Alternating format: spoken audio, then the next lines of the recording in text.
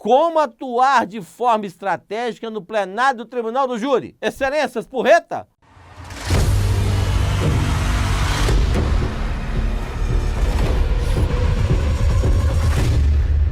Você já está inscrito no canal? Não? Faça agora para receber esse conteúdo e outros muito mais para aprimorar a sua atividade profissional. O exercício da advocacia criminal será muito melhor contemplando os nossos conteúdos. Pois bem, Deus, onipresente, onisciente, onipotente, desde o rascunho da Bíblia, tinha conhecimento que Caim iria matar Abel. O primeiro homicídio da história tem por brincar. Talvez fosse um genocídio, porque 1/4 da população mundial foi dizimada naquele evento tanatológico. Seguiu-se a aspas, evolução da espécie humana, que a determinado momento, no Monte Sinai, Moisés recebeu os 10 mandamentos diretamente de Deus. E o 5º, talvez seja ele o mais vilipendiado de todos, qual seja, não matarás. E de lá para cá, o Homo sapiens, adjetivado por si próprio, ser humano e animal racional,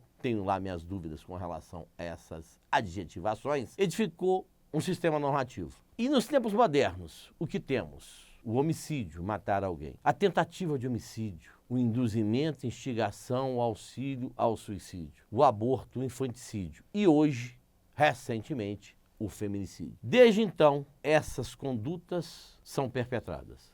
Desde os primórdios. E jamais deixarão de sê-las, até que o Armagedon venha a dizimar a espécie humana na face da Terra. Mas, enquanto isso não ocorre, deparamos-nos com a seguinte situação. Está lá o corpo estendido no chão. Polícia Militar à porta naquele local. Se houver a captura do indivíduo que perpetrou aquele exercício, lavrar-se-á um auto de prisão em flagrante.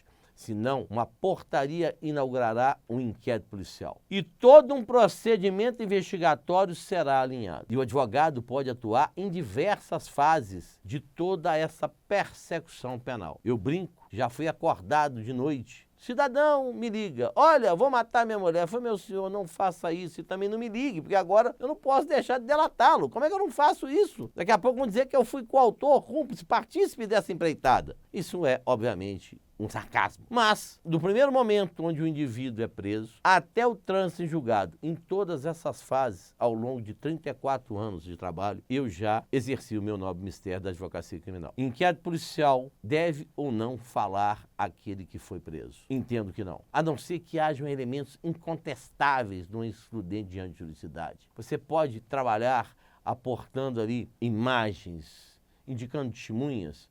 Pode. Para que desde os primórdios dessa investigação, você aponte para a autoridade policial que o seu patrocinado agiu em legítima defesa. Havendo uma denúncia, uma resposta à acusação, o sumário de culpa, uma pronúncia, um recurso em sentido estrito. E quero aqui tratar especificamente do plenário, que tem o seu momento de maior relevância quando você não está no processo desde o início, no artigo 422. Quem são as testemunhas que você deverá rolar para a audição no plenário? 5 por fato? Seriam apenas 5? Há uma discussão da jurisprudência sobre o número. A lei preconiza 5, mas o cidadão, seu cliente, responde por homicídio, ocultação de cadáver, mais uma associação para o tráfico. Seriam 15? Isto hoje não está pacificado. Bem, a escolha das testemunhas, o requerimento de diligências. Imaginemos que você entrou no processo a partir do trânsito julgado da sentença de pronúncia. Ali você terá que, com o seu cliente, e você que determina isso, de identificar, de eleger e de começar a construir a tese ou as teses a serem apresentadas perante o Conselho de Sentença quando do julgamento popular. Diligências. Por exemplo, eu tenho um caso que eu pedi o afastamento do sigilo telefônico do meu cliente. Quando ouvido na delegacia de polícia, ele declina um número de telefone. E até interessante, delegacia de homicídio de Betim, os depoimentos são todos audiovisuais. O escrivão não digita mais nada, só o termo e assina, mais nada, nada. Tudo é audiovisual. E eu percebi, quando ele era inquirido pela autoridade policial, na sua sua qualificação que ele declinou um número de telefone. O que eu pedi ao juiz lá na frente quando o 422? O afastamento do sigilo desse terminal telefônico. Procurava ter ciência das herbes e da bilhetagem desse terminal. Quando esse manancial probatório aportou nas minhas mãos, identifiquei que o terminal telefônico do meu patrocinado estava sendo utilizado na hora dos fatos, exatamente a 40 quilômetros de onde o crime foi perpetrado. É uma discussão que não findou ainda no plenário, mas será levar a efeito. Tem uma prova técnica que afasta do local do delito o meu patrocinado. Óbvio que o Ministério Público vai dizer que o telefone poderia ser usado por outra pessoa. Vai ter que provar isso. Eu estou identificando, estou mostrando tecnicamente que meu cliente não poderia estar no local dos fatos, razão pela qual deve ser absolvido. Uma microcomparação balística entre os projetos arrebatados no corpo da vítima ou no local dos fatos, ou mais ainda, os estojos, microcomparação entre eles. Há uma série de diligências que você pode pedir. Isso já faz parte da sua estratégia. No 479, não será permitida a utilização em plenário de nenhum documento, objeto ou croquis que não tenha aportado nos autos com intimação da parte contrária até 3 dias antes. E aí, tá gostando do conteúdo? Não deixe de curtir, lance aqui as suas dúvidas e vamos interagir. Dia do julgamento. O que você já tem que chegar lá sabendo? Quem são os jurados? Qual o perfil daquele conselho de sentença? Eu tenho que saber cada posicionamento daqueles magistrados, daqueles cidadãos e cidadãs que irão decidir a sorte do meu constituinte. Dia do júri. Um roteiro previamente elaborado de todo o processo. Conditio sine qua non, digo, conhecer a verdade, conhecer o processo. As testemunhas já indicadas, o que vou inquirir. Um roteiro de perguntas que pode ser alterado dependendo do desenrolar dos questionamentos levados a efeito pelo Ministério Público, pelo patrono da assistência e pela defesa. A formação do conselho de sentença, quem devo recusar, há recusas motivadas, não há. Isso tudo faz parte do desenho que você deve traçar para fins de atuar em plenário de uma forma estratégica.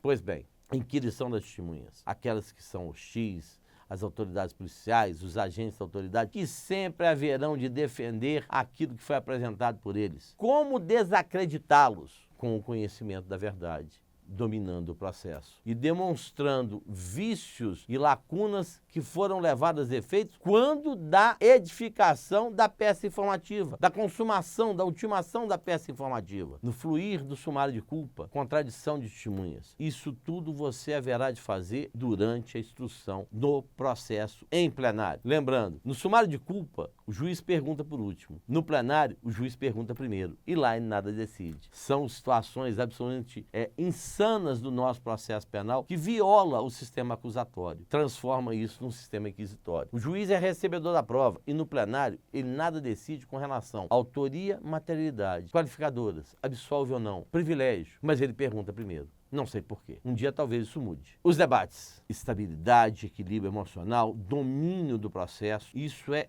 imperativo. A parte fazer, não fazer? E aí, eu te pergunto, já trabalhou em algum processo no plenário do Tribunal do Júri que você foi aparteado insistentemente? Deixa aqui nos comentários, vamos interagir, vamos trocar informações. Réplica e tréplica. A faculdade da réplica reside na volição do Ministério Público. Se ele não quiser lançar mão, não poderá a defesa utilizar-se da tréplica. E aí uma recomendação deste advogado já com 3 décadas de experiência. Não deixe nada para a tréplica. Tudo que você quiser enfrentar em termos de matéria defensiva, faça de forma organizada, com uma saudação ao magistrado, representante do Ministério Público, conselho de sentença, serventuários, aos jurados e juradas, ao seu patrocinado. Faça um desenho verbal de toda aquela lide penal. Aponte todas aquelas nuances que são favoráveis ao acolhimento da sua tese. Se aparteado de forma indelicada, peça ao magistrado que garanta,